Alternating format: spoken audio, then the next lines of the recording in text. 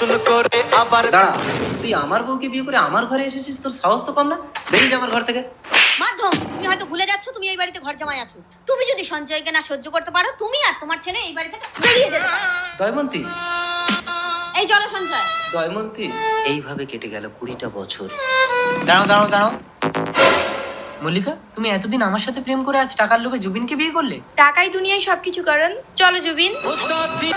তোকে এর প্রতিশোধ নিতে হবে, কারণ বাবা, তাই তুই ওদের সবকিছু কেড়ে নিবি। কি করে বাবা? দেখ, জুবিন ভীষণ জুয়া খেলতে ভালোবাসে। তুই আমাকে মেরে দে, আমি টিকটিকি হয়ে ওদের ঘরে থাকবো। তুই জুবিনের সাথে জুয়া খেলতে যাবি, আমি মিথ্যে কথা সাড়া দিয়ে ওকে জুয়ায় সর্বশান্ত করবো। আমাকে ক্ষমা করো বাবা।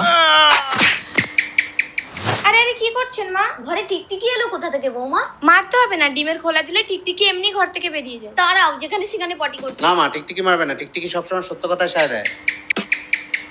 দেখলে মা, টিকটিকি কিভাবে সত্য কথা সাড়া দেয়? কিরে জুবিন, জুয়া খেলবি?